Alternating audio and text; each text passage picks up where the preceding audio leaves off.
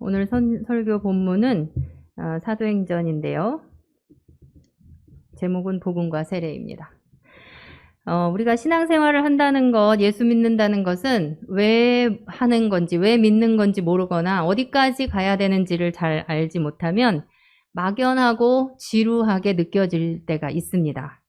학교처럼 한번 입학하면 졸업이라는 목표가 있는 것도 아니고 또 보이는 하나님이 아니기 때문에 눈에, 그래서 막막하고 어디까지 가야 되나 좀 이런 생각이 들 때가 있어요. 그래서 죽을 때까지 신앙생활을 해야 되는데 주일은 매번 오는 건데 한 번쯤 빠져도 되겠지, 다음 주도 또 오는데, 이런 생각이 들게 마련입니다. 또 그것뿐이 아니에요. 이렇게 딱 태어났는데 모태신앙의 집에 다 예수님 믿는 집안에 태어나면 그래도 괜찮은데 중간에 믿게 된 분들은 세상에서 내가 사용하던 그런 언어와는 용어가 참 많이 다른 게 있습니다. 교회 들어와 보면. 그래서 피 한 방울 섞이지 않았는데 형제 자매라고 자꾸 불러대고, 또 제사라는 말은 많이 우리가 사용했지만 예배라는 말은 그렇게 많이 사용하던 언어가 아니거든요. 그렇죠? 또 죄인 이런 말들 참 듣기 거북합니다. 네. 그런데 이렇게 생각하다 보니까 내가 지금 이 집단에 잘 들어가고 있는 건가? 이거 이상한 집단인 거 아닌가? 이런 생각도 들 수 있어요. 그러면 왜 그럴까요? 이제 이게 이런 것들이 있기 때문에 진짜 중요한 것, 진짜 중요한 내용을 잃어버리면 계속해서 이런 현상들이 자기하고 맞지 않는, 어딘가 불편한 그런 것들을 느끼고 왠지 시간만 가는 것 같은 그런 생활이 될 수밖에 없습니다. 그래서 신앙생활에 목표가 없으면 힘들 뿐 아니라 정말 지루하게 느껴지는 것이 이 신앙생활일 수 있습니다. 그런데 예수님은요, 우리에게 신앙생활의 목표를 알려주셨어요. 그게 바로 뭐냐면 예수님의 제자가 되는 것입니다. 그럼 왜 우리는 예수님의 제자가 돼야 될까요? 예수님의 명령이기 때문이에요. 예수님이 명령하셨어요. 그거는 마태복음 28장 맨 끝장 끝절이에요. 맨 끝장 끝절은 뭐냐면 예수님이 승천하실 때, 부활하시고 난 후에 제자들에게 육신적으로는 이 세상 인류와 헤어지는 겁니다. 그 마지막 현장에서 제자들에게 마지막으로 부탁한, 가장 중요한 걸 부탁하시겠죠? 그 내용이 바로 제자가 되라는 것입니다. 마태복음 28장을 보면 너희는 가서 모든 민족으로 제자를 삼아 세례를 주고, 여러분 다 하시죠? 그래서 이렇게 예수님께서 하신 말씀, 마지막으로 하신 말씀, 명령이기 때문에 이것을 우리는 이 2호 구절을 지상명령, 대사명이라고 부릅니다. 제자라는 단어의 뜻은 여러분 다 아시다시피 따르는 자, 옹호하는 자, 학생, 학도를 뜻합니다. 예수님의 제자는 예수님의 가르침을 배우고 따르는 자죠. 예수님이 3년 동안 공생애를 사신 이유도 바로 3년 동안 제자를 양성하기 위한 삶이셨어요. 예수님의 제자가 되는 첫걸음은 그러면 무엇일까요? 예수님의 제자가 된다라는 것. 그럼 무엇부터 예수님이 제자가 되는 첫걸음이냐는 것입니다. 복음을 받아들이는 것입니다. 여러분들 다 그 경험을 통과하시고 여기 오신 거죠. 복음을 받아들이는 것입니다. 그리고 세례를 받고 그 이후에는 예수님의 가르침을 배우고 삶으로 훈련하는 기간이 이제 시작되는 것입니다. 그 가르침이 학교에서 그냥 배우는 이런 그 지식이 아니라 그 가르침이 내 내면의 일부가 돼갖고 그것이 삶으로 이렇게 나오게 되는 것, 그런 훈련을 계속해서 해나가야 되는 것입니다. 그것을 바로 예수님을 따르는 자가 되는 것이다, 이렇게 얘기를 하는 거죠. 오늘 본문은요, 베드로가 고넬료 가정에 가서 했던 일이 나옵니다. 베드로가 고넬료 가정에게 가서 설교했던 그 설교의 내용이에요. 근데 베드로가 한 일이 딱 두 가지예요. 뭐냐면 복음을 전했고 하나는 세례를 베풀었습니다. 이 첫째, 복음을 받아들인다라는 것은 복음의 내용을 믿는다는 것이죠. 우리가 신앙생활 한다는 것은 이렇게 복음을 받아들인 그때의 그 믿음 있잖아요. 믿음으로 복음을 믿겠습니다. 우리가 그렇게 고백했잖아요. 그 믿음이 이렇게 바로 세워지기 위해서 훈련하는 것을 신앙생활 한다고 하는 거예요. 그래서 믿음이 세워진다는 거는 여러분들이 보실 때, 와, 저분은 장로님이셔요. 저분은 목사님이니까 나랑 다를 거야. 믿음이 굉장히 깊으신 것 같아. 뭐 20년, 30년 믿으셨대. 헌금도 많이 하시더라고. 믿음이 굉장히 큰 것 같아. 물론 일리가 있지만, 그거는, 믿음이 잘 세워졌느냐 하고는 또 다른 별개의 문제예요. 믿음이 세워지는 거는 왜 중요할까요? 믿음이 세워지지 않으면 여러 가지의 그 변형된 가르침들이 이 세상에 많아요. 그런 것들이 우리의 믿음의 침투에 들어와서 여러분들이 예수 믿기 전에 가지고 있었던 각자의 문화가 있습니다. 개인의 문화, 가정의 문화 다 달라요. 여기 앉으신 분들도 다 달라요. 생각 다 달라요. 그거와 같이 섞여서 새로운 어떤 다른 사상을 형성시키게 돼요. 이거는 순수한 그리스도의 가르침이 아니기 때문에 결국 가다 보면 예수님의 제자가 아닌 엉뚱한 사람이 되어 있고 마는 거예요. 이 세상에는 여러분들이 잘 믿음으로 잘 세워질 수 있도록 여러분들이 잘 세워질 수 있도록 사탄이 그냥 놔두지 않습니다. 그래서 많은 사람들을 이용할 수 있어요, 사탄이. 이 사람들은 가짜 복음으로 서게 돼요. 가짜 복음으로. 우리 가정과 교회를 막 어지럽힐 수 있습니다. 신약 성경의 바울은요, 많은 시간을 투자해서 어쩌면 그의 일생을 투자해서 그가 세운 교회가 믿음 위에 잘 세워질 수 있도록 했습니다. 그 방법을 바울은 본인이 직접 방문하기도 했고요. 그 다음에 사람을 보내서 알아보기도 했고요. 또 편지를 통해서 교회들을 세우기도 했습니다. 이런 편지들이 신약 성경의 중요한 내용이 된 것입니다. 바울은 교회를 세우게 되면 거기에 리더를 임명해 놓고 또 새로운 교회가 그리스도의 가르침에 충실하도록 했는데 이 가르침은 무슨 가르침이냐? 사도와 제자들이 예수님으로부터 직접 받은 그 예수님의 가르침인 거죠. 이것으로 온전해지기를 수고한 것이에요. 골로새서 1장 28절에서 29절을 한번 보겠습니다.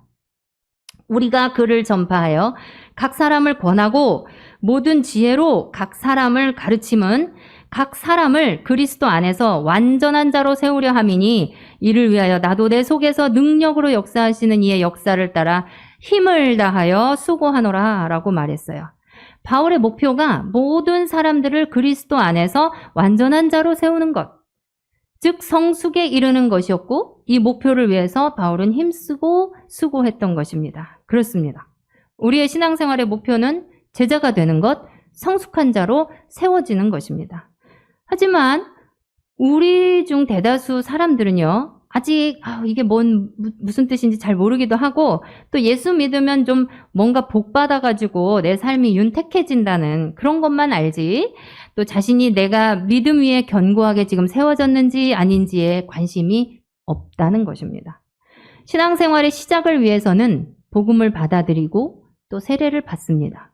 그리고 그 이후의 삶은 각자 소견에 오른 대로 그냥 살아갑니다. 내 습관대로 예수 믿기 전에 하던 대로 그 전에 성격대로 그대로 살아가는 거죠.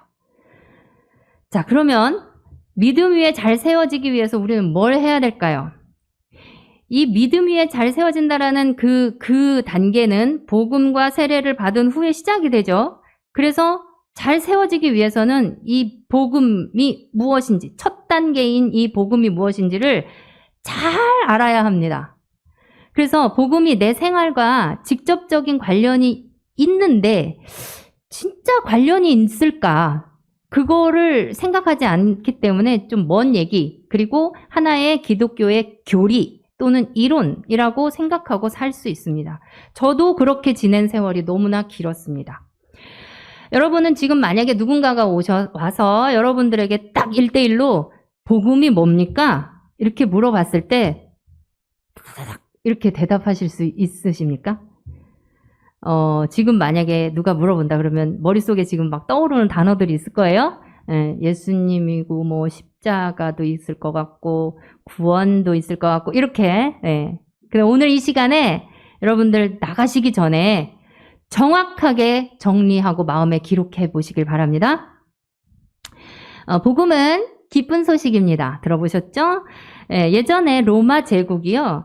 적군하고 전쟁에서 승리를 했을 때 그 사신들이 황제에게 달려오면서 전했던 그 소식, 그거를 바로 유앙겔리온이라는 표현을 했고 그게 바로 복음이었어요.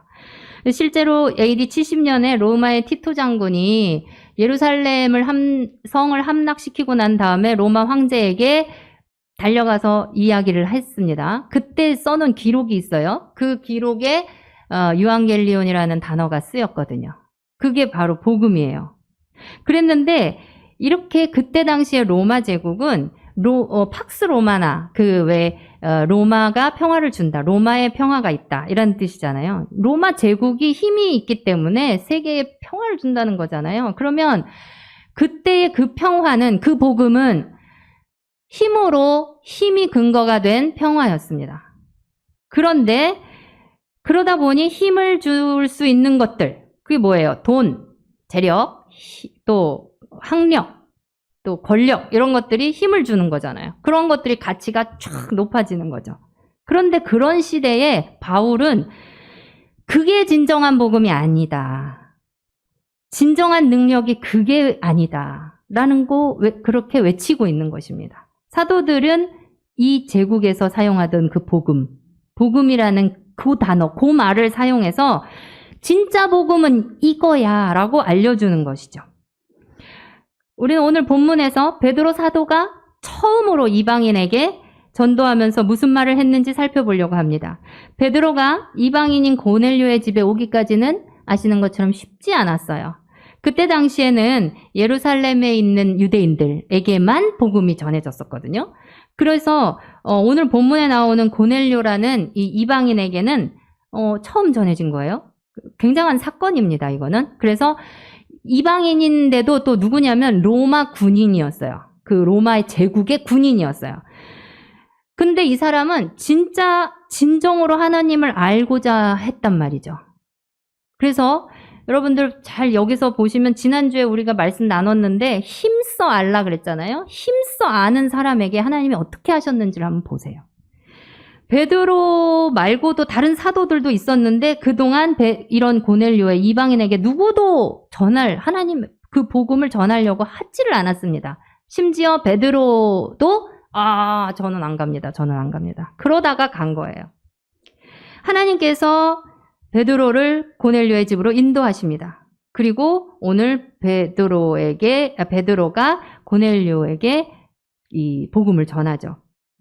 그 내용은 우리가 지금 읽었듯이 예수님에 대해서 소개를 하고 있습니다. 예수님은 많은 기적과 선을 행하신 분이다 라고 소개하고 있죠. 자, 그리고 43절을 한번 우리가 함께 읽겠습니다. 43절.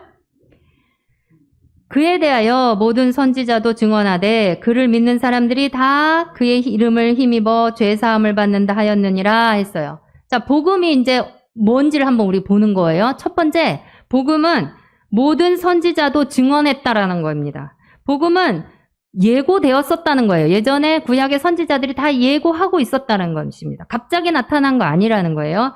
하나님의 오랜 준비하심이 있었다는 겁니다. 바울도 로마서 1장 2절에 보면 이 복음은 하나님이 선지자들을 통하여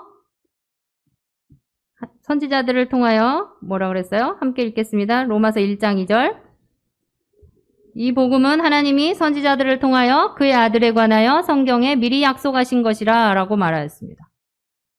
미리 예고되었고 하나님이 미리 준비하고 계셨다라는 것입니다.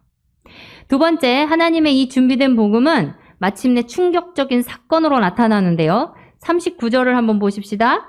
우리는 유대인의 땅과 예루살렘에서 그가 행하신 모든 일의 증인이라 그들이 나무에 달아 죽였으나 40절 하나님이 사흘 만에 다시 살리사 나타내시되 이렇게 말씀하셨어요. 유대인들은 예수님을 십자가에 못 박아 죽였고요. 그렇지만 40절 하나님께서는 예수를 부활하게 하셨다는 것입니다. 믿고 따르던 예수님이 처참하고 부끄러운 십자가에서 죽으신 것도 충격인데 그렇게 죽으신 분이 다시 살아나신 것은 더 충격이었어요. 부활은 이렇게 죽음을 이기는 것입니다. 당시 최강 로마 제국 사람들에게 모든 거를 다 해줄 수 있었던 그 제국. 그 제국도 죄를 해결해 주거나 죽음을 해결해 주지는 못했던 것이죠. 그러나 베드로가 전하는 복음은 부활의 능력이 있다는 것입니다. 이것이 복음입니다. 로마 군인이었던 고넬료도 또 전하는 베드로도 당시에 세상의 최고인 로마의 힘과 복음의 능력을 비교하게 됐겠죠. 네. 세 번째 42절을 한번 우리 함께 읽어볼까요? 우리에게 명하사 백성에게 전도하되 하나님이 살아있는 자와 죽은 자의 재판장으로 정하신 자가 곧 이 사람인 것을 증언하게 하셨고, 자, 지금 복음의 내용을 우리가 보고 있어요. 성경에 예언되어 있던 것이었고, 우리 죄를 위해서 하나님께서 인간에게 예수님을 보내셨다 그랬죠. 그 예수님이 십자가에 못 박혀 죽으시고 부활하셨는데, 이번에 42절은 보면은 살아있는 자와 죽은 자의 재판장으로 삼으셨다는 거예요. 그래서 다시 오셔서 우리를 심판하신다, 인류를 심판하신다라는 것입니다. 죄사함을 예수 믿는 자들은 받는다는 거예요. 아, 맞아. 목사님 앞에서 내가 세례받기 전에 그 교육 받았지. 복음 들었지. 맞아. 그 내용이야. 이렇게 지금 다 생각하고 계실 거예요. 그런데 문제는 이렇게 다 들었던 이 복음의 내용을 계속해서 점검하지 않으면 우리의 그 나머지의 긴 훈련의 시간에 우리가 다른 길로 가고 있음을 깨달아야 합니다. 복음은요, 일부분만 또는 상황에 따라서 맞춘 식으로 그렇게 전하는 것이 아닙니다. 예수 믿으면 병이 낫는데, 가난해서 벗어난대, 또 부유해진대, 건강 얻는데, 뭐 문제가 해결된대, 이런 잘 살 수 있대 라는 것이 복음이 아니고요. 또 사회 정의 구현이나 뭐 어떤 복지, 그리고 어떤 그런 것들의 사회적인 기쁜 소식, 이런 것들로 나타나는 이런 것들이 복음이 아니고, 이런 것은 복음을 갖고 있을 때 자연스럽게 나타나는 현상입니다. 오늘 베드로의 설교를 통해서 온전한 복음을 여러분 머리와 마음에 기록하시길 바랍니다. 한번 우리가 그 PPT를 보시면서 한번 대뇌였으면 좋겠어요. 나 저거 다 알아. 이렇게 하지 마시고, 아까도 말씀드린 것처럼, 자, 한번 읽어볼게요. 복음이란 성경의 예언대로 하나님이 우리를 죄에서 구원하시기 위해 예수 그리스도를 보내셨고, 그 예수님은 십자가에서 죽으시고 사흘 만에 부활하셨으며 하늘로 올라가셨고 인류를 심판하실 심판자와 구주로 다시 오실 것입니다. 예. 아멘. 예수님이 다시 오시는 거예요. 아멘. 이만희가 다시 오는 게 아니에요. 예. 이것이 바로 온전한 복음입니다. 어떤 이단이 여러분들에게 말을 걸까봐 무서워하거나 두려워하지 마시고요. 어떤 이단인 것 같다 딱 그러면 성경의 예언대로 이렇게 딱 시작하세요. 그렇게 해서 요 말씀만 딱, 얼마 탁 찔러면 나오게끔 이렇게 다 외우고 계셔야 돼요. 이렇게 해서 요것만 딱 전하고 돌아서세요. 온전한 복음을 모르거나 전하지 않으면 어떤 일이 발생할까요? 온전하지 못한 복음의 특징은요, 예수 그리스도에게 집중하지 못하도록, 즉 복음에 집중하지 못하도록 어느 부분에서 살짝 방향을 틀어갑니다. 여러분의 신앙생활을 할 때. 그래서 온전한 복음 위에 세워진 신앙생활이 아니면 그래서 이단에 빠지기 쉬운 거예요. 또 이단만이 아니에요. 자기가 가지고 있던 그 생활 습관, 문화, 사상 이런 것들로 싹 방향을 틀어가지고 갖고 가게 돼 있어요. 그렇기 때문에 로마서 1장 15절에 보면요, 바울이 어떻게 했는지 보세요. 그러므로 나는 할 수 있는 대로 로마에 있는 너희에게도 복음 전하기를 원하노라 라고 했거든요. 바울이요, 지금 여기 보세요. 로마서는요, 로마 교회에 보내는 바울의 편지예요. 그럼 자, 생각해 보세요. 로마 교회인들은요, 이미 복음을 받아들인 사람들이에요. 교회 다니고 있는 사람들이라고요. 거기에다가 바울이 복음 전하기를 원하노라. 왜 그랬을까요? 분명히 이미 예수를 믿는 사람들인데. 무슨 뜻이냐? 사람들마다 각자 붙들었던 복음이 아니라 하나님께서 계시하신 온전한 복음을 다시 한번 나누고 점검하고자 하는 의미가 들어있습니다. 저도 여러분들에게 도전합니다. 로마 교회의 믿음을 다시 한번 견고하게 세우기 원했던 이 바울의 마음으로 여러분들에게 한번 여쭙습니다. 여러분들의 지금 신앙생활이 복음 위에 온전하게 세워져 가고 있는가? 어떤 마음의 힘듦, 문제 해결, 여기에 집중이 되어 있는지, 복음에 집중이 되어 있는지, 이런 현상들은 왜 일어나는 것이며 나는 어떻게 해결을 해야 될 것인지, 우리가요, 이런 어려움이 있을 때 다시 복음으로 가세요. 다시 또 복음으로 가세요. 거기서부터 다시 시작하시면 됩니다. 온전한 복음이 있어야 믿음이 온전해집니다. 반석이기 때문에 그래요. 기초이기 때문에. 그래서 신앙생활이 견고해집니다. 온전한 복음을 모르면 종교인 됩니다. 무능한 신앙생활 됩니다. 로마서 1장 17절에 보면 복음에는 하나님의 의가 나타나서 믿음으로 믿음에 이르게 하나니 기록된 바 오직 의인은 믿음으로 말미암아 살리라 함과 같으니라 라는 말씀이 있어요. 하나님의 의가 나타난대요. 복음에. 자, 모든 믿는 자에게 구원을 주신대요. 그리고 믿음에서 믿음으로 이르게 한다고 했습니다. 이 복음의 능력은 영혼의 구원 당연합니다. 그런데 하나님께서 하나님의 의가 나타나서 하나님의 백성들이 이 땅에서 처한 고통, 압제, 핍박, 모든 어려움에서부터 벗어나게 하는 능력을 주신다고 했어요. 자, 여러분들을 지금 누르고 있는, 압제하고 있는 그것이 무엇입니까? 어떤 분들은 미움이 되고, 어떤 분들은 원망이 있고, 어떤 분들은 재정의 어려움이 있을 수 있고, 건강이 있을 수도 있고, 다 있어요. 그것들이 나를 누를 때, 그걸 벗어나게 할 수 있는 능력, 복음이라는 것입니다. 이런 복음의 능력을 경험하시는 여러분들 되시길 바랍니다. 이렇게 복음은 단순히 예수님의 어떤 그 사건으로 끝나는 것이 아니고요. 여러분들의 삶과 밀접하게 관련된, 아니 내 삶으로 이 사실이 쑥 들어와야만 믿음으로 이르게 해서 성숙한 자가 되는 그 출발이 되는 것입니다. 하나님의 의라는 이 말은요. 의무를 충실히 감당한다라는 원뜻이 있어요. 그래서 복음에는 하나님의 의가 나타나서 라는 말은요. 이 복음을 통해서 여러분들을 하나님께서 끝까지 인도하에 붙잡고 가신다는 말이에요. 여러분들이 어떠하든지 간에. 하나님은 그 의를 지키시는 분이라는 거예요. 그게 의라는 거예요. 언약을 지키시는 분. 그걸 모르시면 얼마나 인생에서 손해가 있겠어요. 그렇죠? 오늘 본문에서 이렇게 베드로가 첫 번째 복음을 전했습니다. 두 번째로 한 일은 세례를 베풀었어요. 세례. 복음을 받아들인 고넬료와 그 친척들과 가까운 그 친구들이 세례를 받았습니다. 왜 세례를 받을까요? 세례 왜 받죠? 세례 안 받으면 구원 못 받을까요?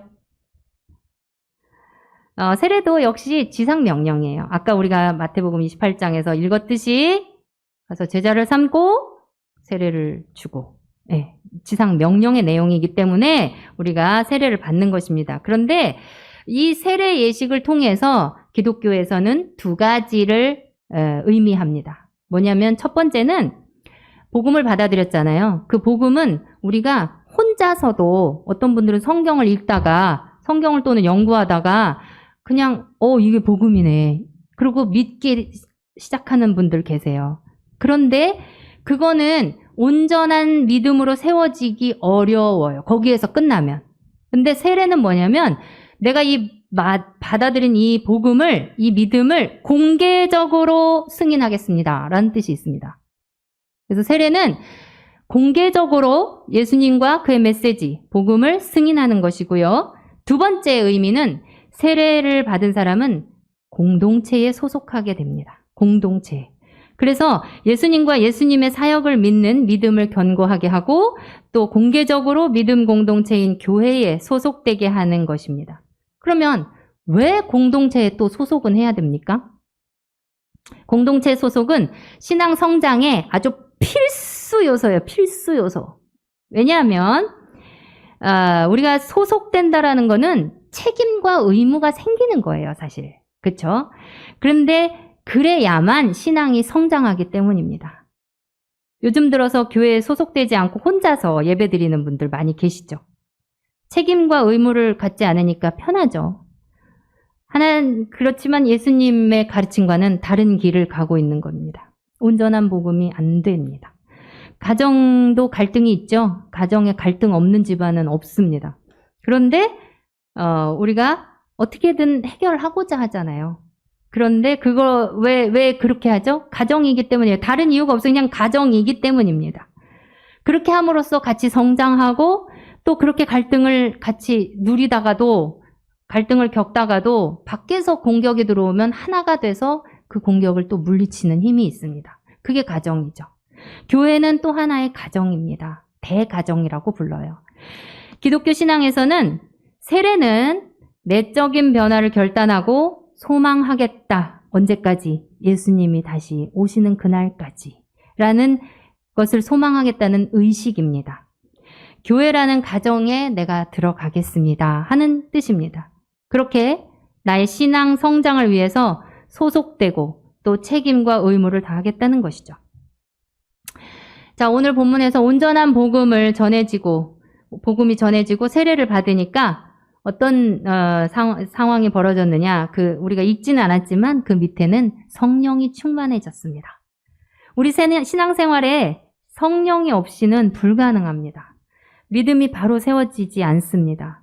이 내용이, 여기까지의 내용이 오늘 본문의 내용이고요. 예수님의 명령이고요. 사도들의 행적입니다. 정리하겠습니다. 첫째, 예수님의 제자 되는 것은 선택이 아니라 명령입니다.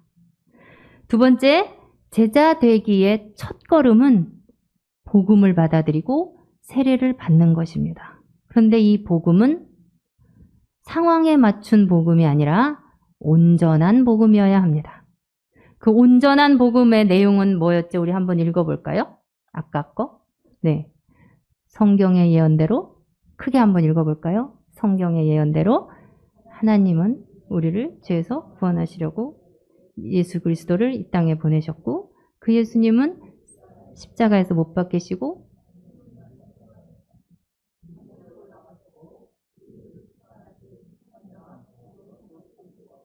네.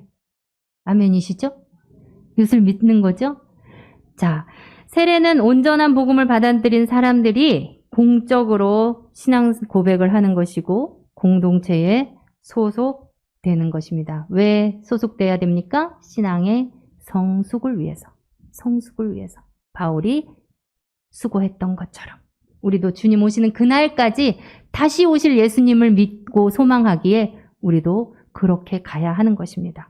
지금 점점 공동체 의식이 사라지고 있어요. 개인주의의 문화 가운데 살아갑니다. 다른 사람이 나 타치하는 것도 싫고 나도 그 사람들한테 소속되는 거 싫고 신이 있는 것 같긴 해요.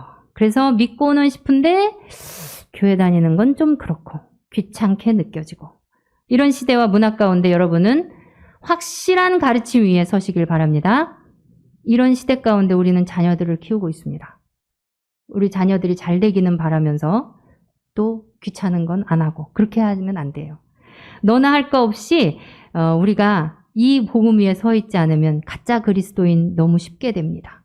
공동체에 소속돼서 책임과 의무를 다하자 이 말은 지금 이 시대에 벌써 부담스럽게 느껴지고 어렵습니다. 그렇지만 우리는 진짜 그리스도인이 되시기를 바랍니다. 시대가 변한다고 말씀이 변하는 건 아니기 때문입니다. 그래서 진짜 그리스도인이 되지 않는다면 여러분들 헛수고가 되는 거예요. 그래서 날마다 지금 상황은 괜찮아요. 지금 상태가 어떠하든지 지금부터 하나 이렇게 지혜로 시간을 아끼는 그런 여러분들 되시길 바랍니다. 아무 의미 없는 그런 신앙생활 하지 마시고요. 진짜 복음, 온전한 복음 위해서 예수님의 제자가 되는 우리 모두가 되시길 간절히 축복합니다. 우리 이 시간에 찬양 한 곡 했으면 좋겠습니다. 찬양 한 곡 할 텐데요. 여러분들 그 삶에서 정말 이 문제는 어떻게 해야 될까? 그리고 나는 왜 이건 안 될까? 하는 이런 것들이 있을 거예요. 그러나 그럴 때마다 예수님한테 기도하실 때 주님 위에 서길 원합니다. 복음 위에 서길 원합니다. 하시면서 복음으로 다시 돌아갔으면 좋겠습니다. 네.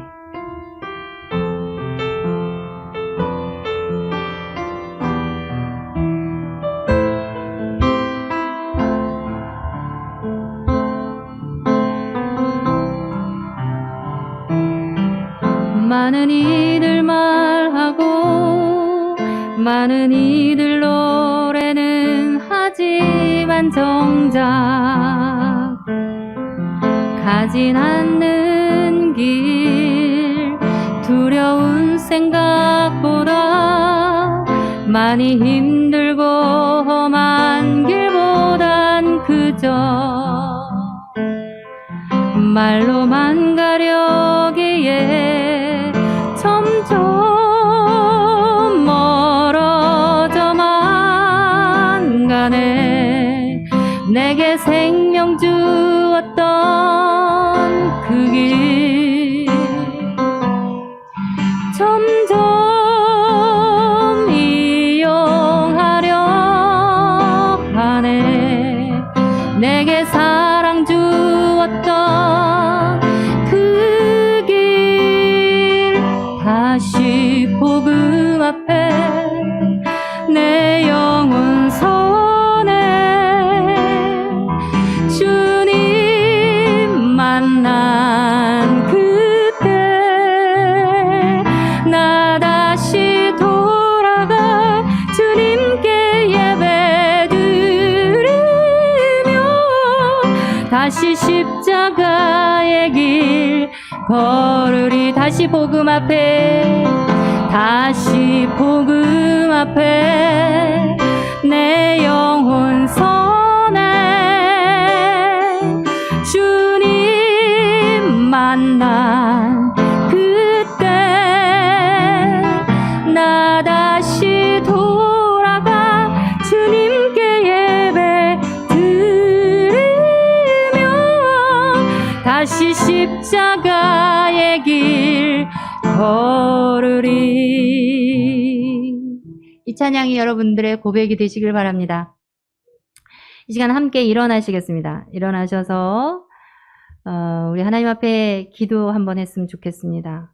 신앙생활 오래 했지만 그리고 신앙생활 한 지 얼마 되지 않아서 내가 잘 모르고 또는 지금 잘못 가고 있는 건 혹시 아닌지 진짜 온전한 복음 위에 내가 내 신앙생활이 지금 잘 가고 있는지 점검하는 바울의 메시지를 우리가 직접 듣는다고 여러분들 생각하시고 바울이 우리에게 우리 교회 예수은혜 교회에 지금 편지한 것을 우리가 읽었다고 생각하시고 우리의 신앙이 정말 예수님의 복음 그 복음 위에 정말 견고하게 세워져 있는지 한번 우리 함께 기도했으면 좋겠습니다. 그리고 하나님 앞에 다시 복음 앞으로 가겠습니다.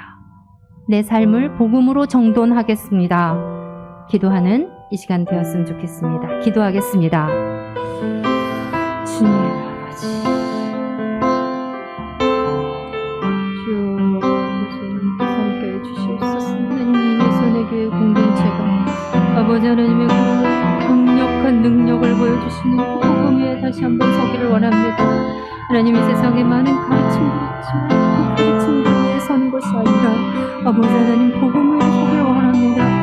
하나님 인류를 위해서 아버지 전능하신 하나님께서 하나님 아버지 내려오셔서 아버지 인류를 구원하시겠다는 이 하나님의 의의를 하나님 아버지 실천하시는 그 신시간 가운데 우리의 온 인생을 맡기는 새로운 사람들이 될 수 있도록 주여 붙잡아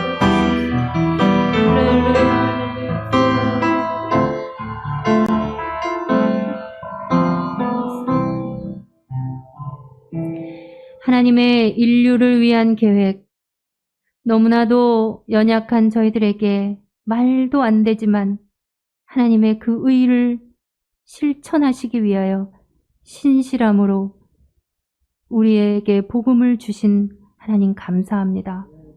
우리가 신앙생활을 왜 하는 것인지를 다시 한번 알게 하시고 온전한 복음 위에 서서 주님 다시 오시는 그날까지 믿음으로 세워지는 예수님의 제자가 될 수 있기를 주님 복 내려 주시옵소서. 이제는